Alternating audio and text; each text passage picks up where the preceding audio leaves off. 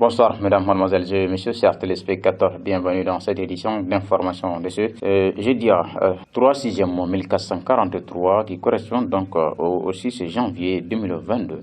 Nous allons vous proposer ce soir un extrait de la grande cérémonie de bénédiction qui a eu lieu dans la grande famille de l'islam le lundi dernier.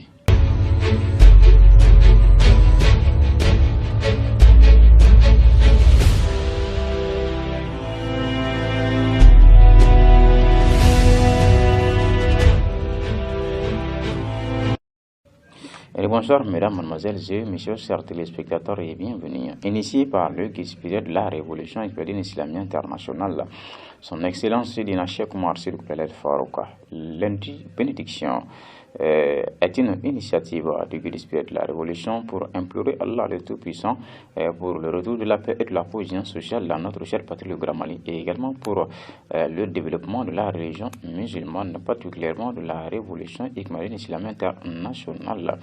Plusieurs grandes personnalités de la localité, des membres et sympathisants de la Révolution Islamie ont répondu, tous présents au rendez-vous du lundi et dernier. Je vous propose un extrait des conseils donnés par l'ambassadeur d'Allah, son Excellence Sidina Cheikh Oumar Sy Khaled Farouka. Asiliye masibai ayera mala ibulu na bulumbora ibole na jena ya wallahi asili tidwari jina qur'an kana gashidi miala ni dima domi wasanwe ikala foka barkada ni dora ko biye anyina alafe iki tsriki jija ko doga farega sobe odi ma noye min dira mawere ma hambo do wati e bolo kana tuya kana hashiriya niya ye mawere bolo min ti bolo afala yemi ni kan sama do wadne rama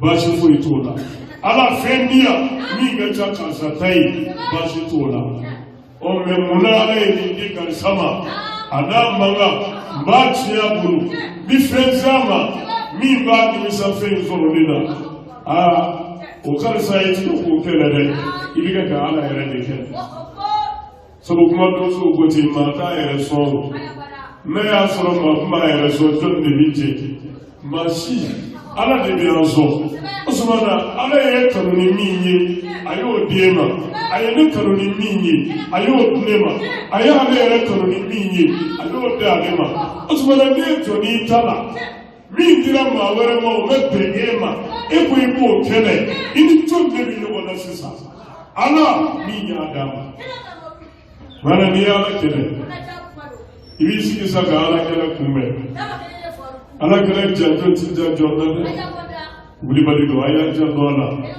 kana gashidi hashidi ala yere kele bagadi frona fawni hashidi ole kama adiega frona billahi usmana debi frona ele mesi folo banga bo kay juguya no de toro do yele da de yele la wala mo de kama ala yu geregere ne ni dinju nye ka duma o sababu de ni hashidiya kala ka hashidi kebrefe kebrefe erefe beto ni duwe o te femo ta lo bu bam obi yere jidi Isamosa ndela ka foi ngare moye tabala badi mini ala de ba bonyata billahi moru bi tabala flo be na dama ne ma fo tietede me mi ga kona be o yere ngaliadi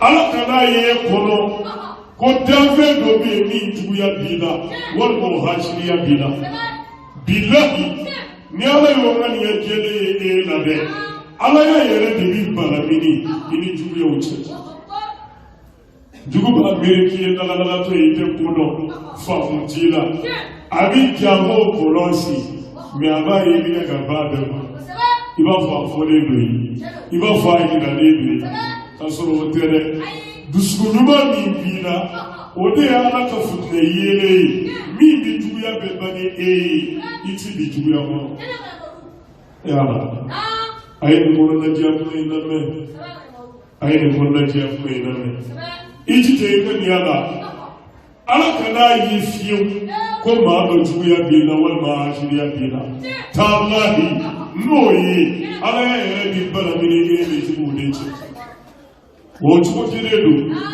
ni karam ma juye ga hashiri ala ci ga dugo mini ala mo ti hashiri ga batola wa hashiri bisra fo fenye abebi sama abi fo fenye ni atashi so wuli ba du ibe bi hashiri ya kwa ala ene ma kai tago wa hashiri ya bele ko juye yere de ala deli ya le ka do faraka wo juye ne daga de ka ne shi yere ma ka ala ki tiye ne ya hashiri ya kwa ga gele kwa gi ta ma sina ala ba fo da mo minna daga so da mara daga sina ta ma tili ya digiri na ni ya ne ga so ka bore na tiga no ba be ba ala ba fo me ko to dama no ba be ba ala ba fo mi mo li dama pli e ba juya ala bi to faraka wa ala bi yere tigi ko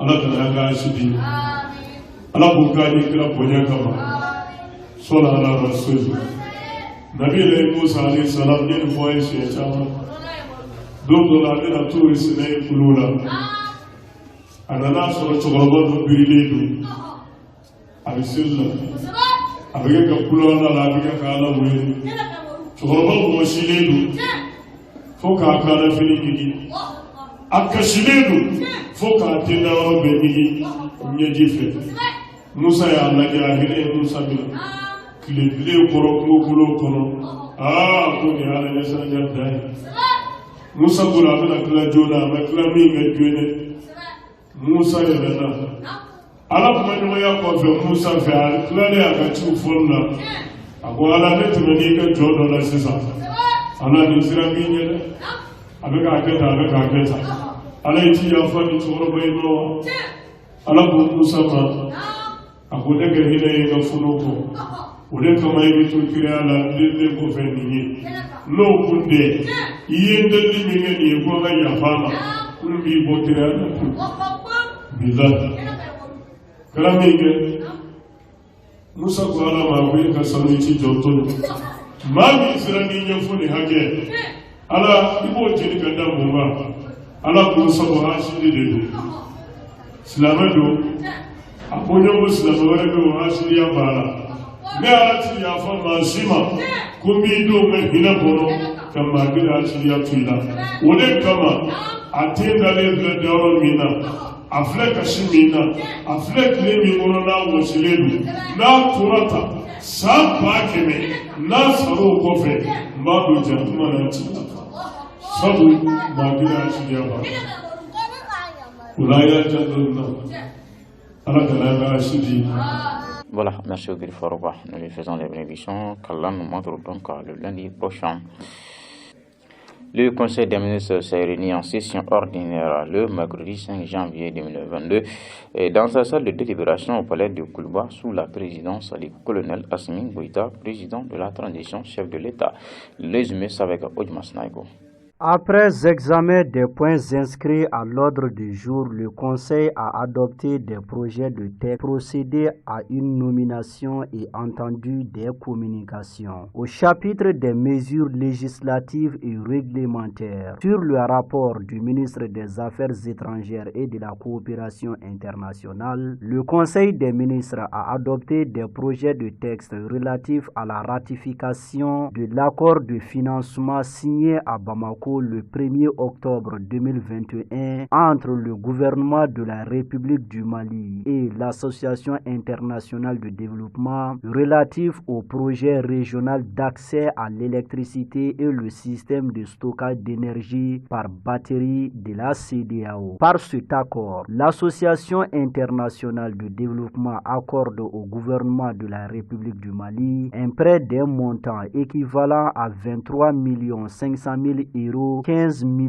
414 989 500 francs CFA. Le projet objet du financement vise à soutenir les investissements dans une technologie novatrice de stockage d'énergie par batterie pour améliorer la stabilité et la sécurité du réseau électrique régional. Sa réalisation contribuera au renforcement de la couverture en électricité de notre pays. Sur le rapport du ministère du Travail, de la fonction publique et du dialogue social, le Conseil des ministres a adopté des projets de texte portant modification de la loi numéro 92-020 du 23 septembre 1992 portant Code du travail en République du Mali et du décret numéro 96-178 PRM du 13 juin 1996 portant modalité d'application de diverses dispositions du Code du travail. La modification du Code du travail vise à faire face aux effets de la pandémie de la COVID-19 afin d'assurer la stabilité sociale et économique du pays en fixant la durée du chômage technique et 6 mois en cas de crise sanitaire grave. Le projet de décret adopté fixe les modalités d'application des innovations apportées au Code du travail en précisant entre autres les modalités d'exercice du droit de grève dans le secteur privé et d'externalisation de la fonction et ressources humaines. Sur le rapport du ministre de l'Environnement, de l'Assainissement et du Développement durable, le Conseil des ministres a adopté un projet de décret portant création de la médaille d'honneur des eaux et forêts. La Direction nationale des eaux et forêts a pour mission l'élaboration des éléments de la politique nationale en matière de protection de la nature et d'en assurer la coordination et le contrôle de sa mise en œuvre. Cette mission, très sensible car touchant le monde rural en premier, est aussi difficile parce qu'elle a lieu dans les forêts et les aires protégées, zones très dangereuses compte tenu de la dégradation de la situation sécuritaire dans notre pays. Les agents en mission font fréquemment face à des bandits armés, des braconniers, des exploitants frauduleux de bois et autres occupants illicites des forêts classées, se soldant souvent par des blessures graves et des morts d'hommes. Le projet de décret adopté vise à octroyer une distinction honorifique spécifique aux agents des eaux et forêts et à tous ceux qui risquent leur vie pour la protection de la nature. Au chapitre des mesures individuelles, le Conseil des ministres a procédé à la nomination de M. Modibo Kone, économiste en qualité de directeur général du Fonds de la solidarité nationale. Au chapitre des communications, le ministre de la Santé et du Développement social a informé le Conseil des ministres de l'évolution de la maladie à coronavirus marquée par une augmentation du nombre de cas testés positifs par rapport à la semaine précédente. Le président de la transition, chef de l'État, a retiré son appel au respect strict des mesures de prévention et de lutte contre la maladie. Pour donner des précisions au chronogramme remis à la CEDEAO, le ministre de l'administration territoriale et de la décentralisation, porte-parole du gouvernement, le colonel Abdoulaye Meya, le chef de la diplomatie malienne, M.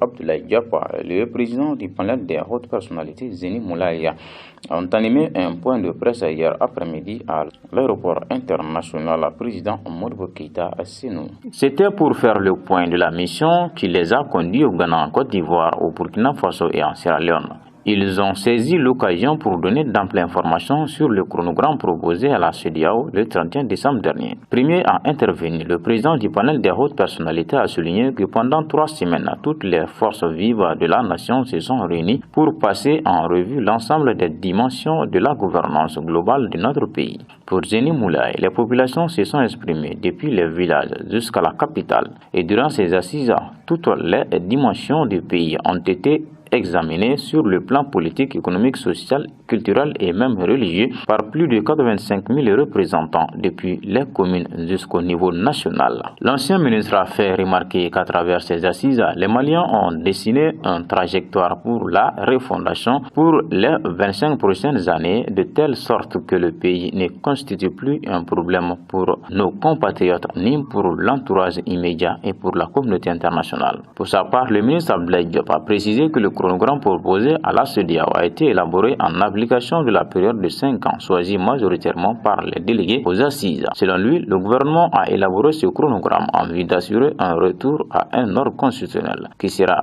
gage de paix, de bonne gouvernance et de sécurité pour notre pays. Pour le porte-parole du gouvernement, les objectifs recherchés sont de mener les 5 réformes et clés qui permettront d'organiser des scrutins crédibles et transparents pour aboutir au retour à un ordre constitutionnel. Ces réformes essentielles qu'il a été citées sont l'élaboration d'une nouvelle constitution, la relecture de la loi électorale, la création et l'opérationnalisation de l'organe unique chargé de la gestion des élections, la relecture de l'ensemble des textes relatifs aux élections, mais aussi l'élaboration d'une loi sur le Sénat, la loi sur la Cour constitutionnelle et d'autres textes innovants pour notre République dans le cadre de ces réformes politiques et institutionnelles. Il a assuré l'opinion nationale qu'il s'agit d'un projet de chronogramme qui servira de base de discussion avec la communauté internationale dont la CEDEAO. Le colonel Meiga a assuré qu'à ce stade, il s'agit de discussions que le gouvernement avait le devoir d'être fidèle à la position arrêtée par la majorité des délégués aux assises.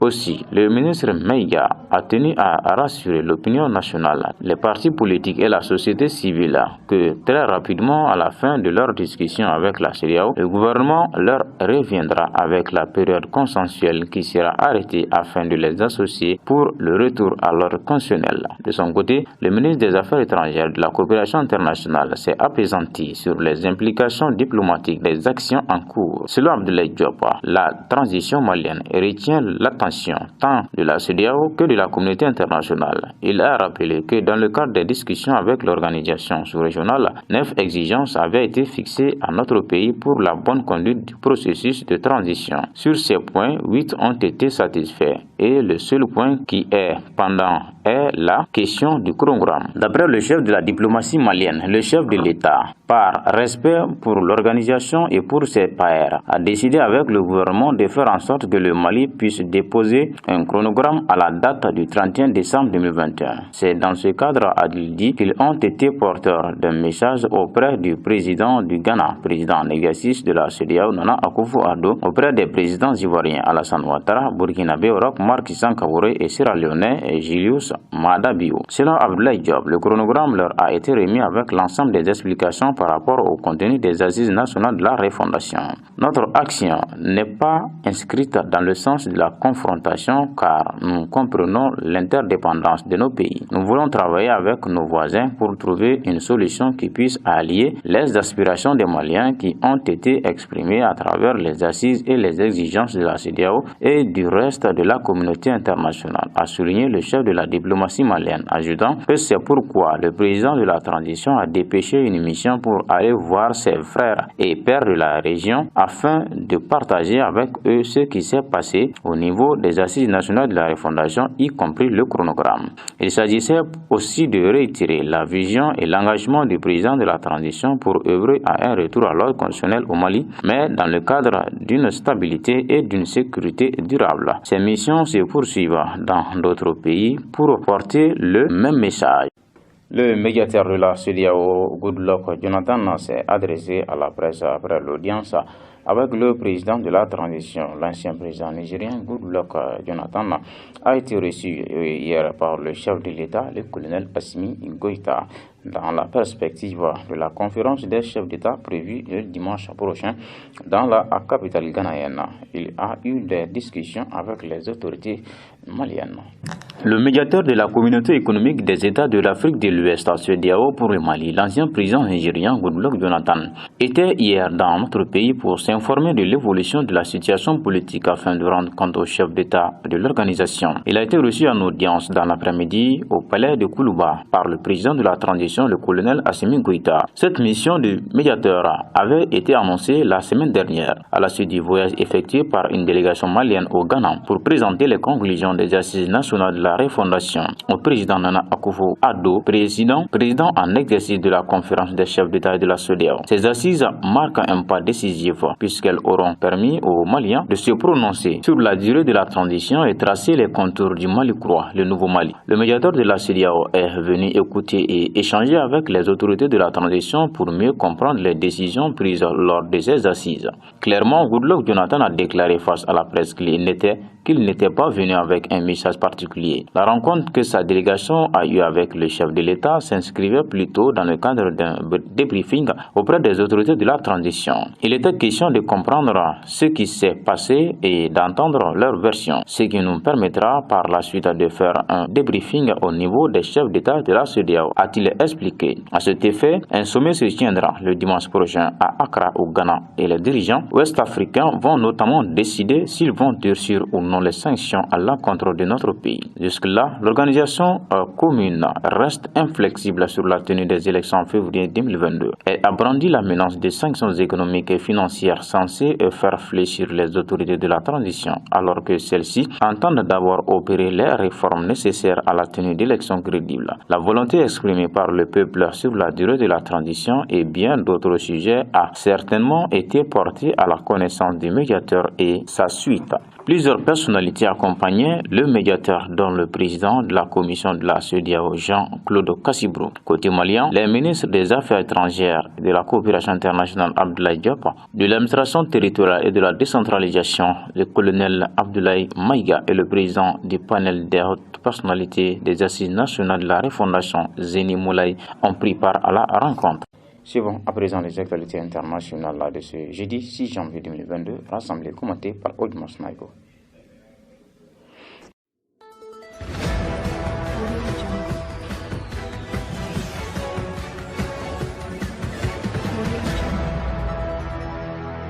Des mannequins de plastique avec un visage, vous n'en verrez plus à Herat, en Afghanistan. Les talibans ont ordonné aux vendeurs de vêtements de la troisième ville du pays de couper les têtes. La raison, cela va contre la loi islamique de la charia qui interdit la représentation de figures humaines. C'est en partie pour cette raison aussi que les talibans avaient choqué le monde entier en détruisant les deux statues du Bouddha de Bamiyan en 2001. Aziz Rahman, chef du ministère de la promotion de la vertu et de la prévention du vice à Herat, fait son annonce. Donc, nous demandons une annonce de plus à notre peuple, de considérer nos instructions et de ne pas forcer nos inspecteurs et nos oulémas à se rendre sur place pour appliquer ces instructions. Les gens doivent couper les têtes des statues. Nous n'avons plus rien à voir avec cela. Les vêtements doivent couvrir leur corps. Cela ne créera aucun problème pour les commerçants, mais empêchera le vice, ce qui est bon pour eux, pour la nation et pour nous. Cette nouvelle injonction s'ajoute à de nombreuses restrictions, particulièrement à l'encontre des femmes et des filles. Les femmes désirant voyager sur de longues distances doivent être accompagnées par un homme de leur famille proche et les conducteurs de taxi ne doivent pas accepter des femmes à bord de leur véhicule si elles ne portent pas le voile islamique.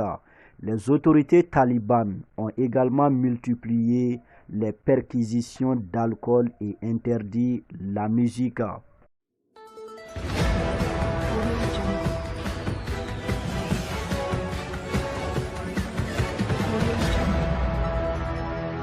Les autorités éthiopiennes accusées d'avoir illégalement emprisonné et violenté des Tigréens expulsés d'Arabie saoudite, renvoyés en Éthiopie au bout d'un an de recherche d'emploi vaine, ces immigrants éthiopiens de retour au pays ont pu, la plupart d'entre eux, été victimes d'un profilage ethnique.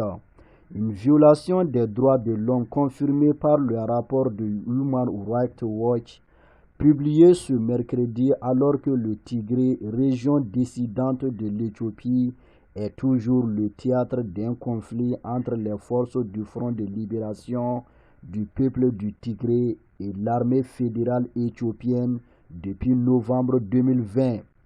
Human Rights Watch a interviewé des Tigréens expulsés d'Arabie saoudite entre décembre 2020 et septembre 2021, période au cours de laquelle des dizaines de milliers de migrants ont été renvoyés en Éthiopie dans le cadre d'un accord entre les deux pays. Dans la région du Tigré, le blocus qui empêche les médicaments et autres fournitures vitales d'atteindre les hôpitaux sinistrés rend impossible le travail des médecins de la région. Des patients meurent inutilement de maladies traitables à cause des pénuries. L'accès au Tigré est toujours limité pour les médias. Ces informations livrées par les médecins sur place restent difficiles à vérifier de manière indépendante pour le moment. Des milliers de personnes sont mortes dans la guerre qui dure depuis 14 mois en Éthiopie et certaines parties du Tigré connaissent la famine.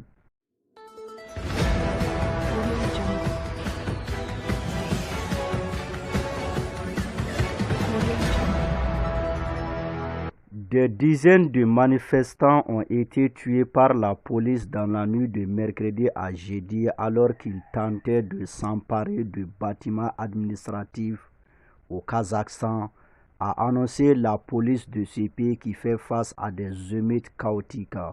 Plus d'1 million de personnes ont aussi été blessées dans les manifestations et les affrontements. Le porte-parole de la police a déclaré qu'une opération antiterroriste était en cours dans l'un des quartiers d'Almaty. Depuis 2 jours, des milliers de personnes occupent les rues et des bâtiments publics d'Almaty, la capitale économique du pays.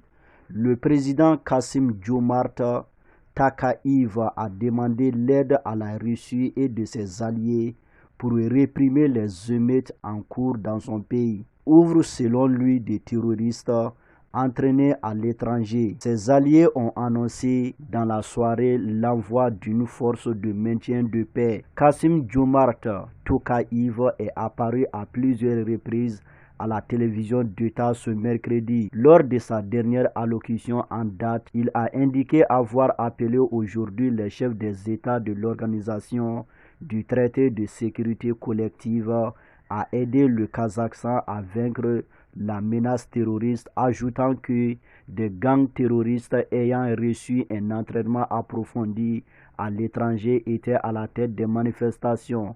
Un peu plus tôt, toujours à la télévision, le président avait indiqué que ces troubles avaient mené à des attaques massives contre les forces de l'ordre et celles-ci ont dans leur rang des morts et des blessés. Le ministère kazakhstanais de l'Intérieur a indiqué plus que tard qu'au moins 8 membres des forces de l'ordre et militaires ont été tués et que 317 membres de la police et de la garde nationale ont par ailleurs été blessés par la foule déchaînée. Jusqu'alors, la présidence du Conseil de sécurité nationale était assurée par Nursultan Nazarbayev, qui a dirigé cette ex-république soviétique jusqu'en 2019. Plus tôt dans la journée de ce mercredi, le président Tokayev avait limogé son gouvernement sans parvenir à calmer la situation. Ces manifestations déroulent dans un pays autoritaire où ce type de rassemblements sont rares et où les rassemblements doivent recevoir l'autorisation préalable des autorités. Elles font suite à un mouvement de colère qui a éclaté dans plusieurs villes depuis dimanche.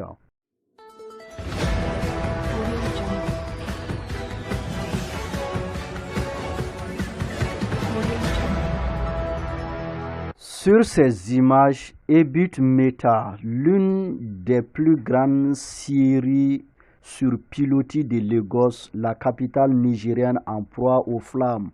Le fait dont l'origine reste inconnue s'est propagé pendant plus d'une heure, rasant plusieurs propriétés dont une église, des équipements utilisés pour la fabrication des planches et les propriétés et résidences avoisinantes. L'incident a provoqué des embouteillages autour de l'un des principaux péages de la capitale alors que plusieurs heures après le début de l'incendie, aucun camion de pompiers n'était encore arrivé sur les lieux. Pour l'heure, aucune victime n'est à déplorer. C'est le premier incident de cette nature que l'État enregistre au cours de la nouvelle année. En mars 2021, un incendie avait ravagé de nombreux bidonvilles de la région. Le feu avait démarré dans l'un d'entre eux avant de se propager à d'autres zones.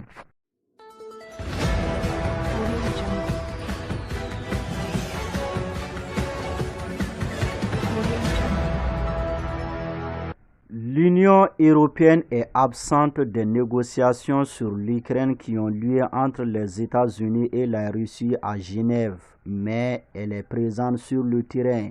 Le haut représentant de l'Union européenne, Joseph Borrell, s'est rendu ce mercredi dans l'est de l'Ukraine, à Luhansk, pour assurer le pays de son soutien. Lors d'une conférence de presse aux côtés du ministre ukrainien des Affaires étrangères, il a décidé que l'Union européenne ferait tout ce qui est en son pouvoir pour aider l'Ukraine face à l'agression russe. Et il n'a pas caché son agacement quant aux pourparlers américo-russes. Alors que des milliers de soldats russes se rassemblent à la frontière ukrainienne, Joseph Borrell a reçu un accueil favorable de la part du gouvernement du pays. Il s'agit en effet de la première visite du chef de la diplomatie européenne dans la région du Donbass depuis 2014. Selon les observateurs, cette visite est importante pour rappeler la place de l'UE, mais ils ont peu d'espoir sur l'issue des négociations à Genève. La semaine prochaine, l'OTAN accueillera de hauts responsables russes dans le but de désamorcer la situation. De son côté, Moscou aura les discussions ce jeudi avec l'Ukraine, l'Allemagne et la France dans le cadre du format Normandie.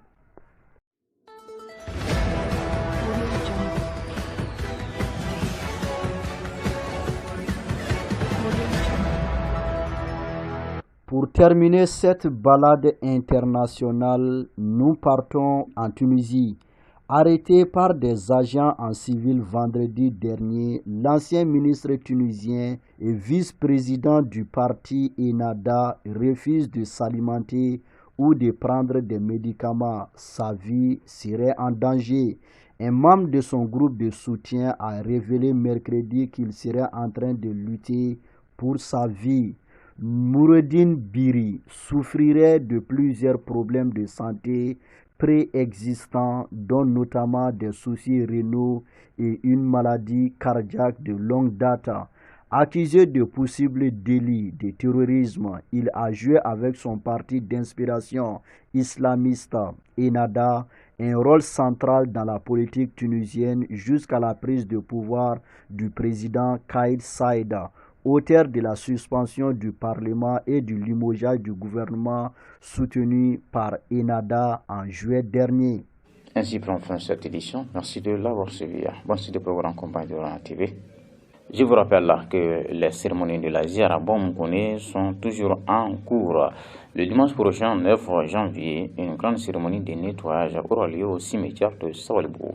Le samedi, le 15 janvier 2022, une grande cérémonie de presse sera donc organisée à Samaya. Le dimanche 16 janvier 2022, la lecture coranique et la bénédiction aura lieu au cimetière de Samaya. Et le vendredi, le 1er janvier 2022, une grande cérémonie de prêche sera donc organisée au grand rendez-vous de Bakouti-Kroni pour rendre hommage à Bon Moukoné ainsi qu'à tous les défunts musulmans. Le samedi, le 22 janvier 2022, aura lieu la lecture coranique de la grande famille de l'Islam et également le don des cadeaux aux homonymes de Bon Moukoné et de Baba Sédou Coulibaly. Et donc, le dimanche 23 janvier 2022, la grande cérémonie de Ziara aura lieu au cimetière de Sawalougou. Et également, la bénédiction aura lieu le même jour à la grande mosquée de Farouka. Nous prions Allah le Tout-Puissant de nous montrer ces événements. Merci de votre fidélité. Qu'Allah bénisse le Grand Mali et que la paix règne partout. Nous faisons des bénédictions à notre guide El Farouka. Nous lui faisons des bénédictions. Qu'Allah le Tout-Puissant lui donne très longue vie, et ainsi que toute la grande famille Coulibaly. Également, nous faisons des bénédictions à notre cher patrie le Grand Mali. Que la paix et la prospérité règnent dans toute l'étendue du territoire national. Au revoir. À la prochaine.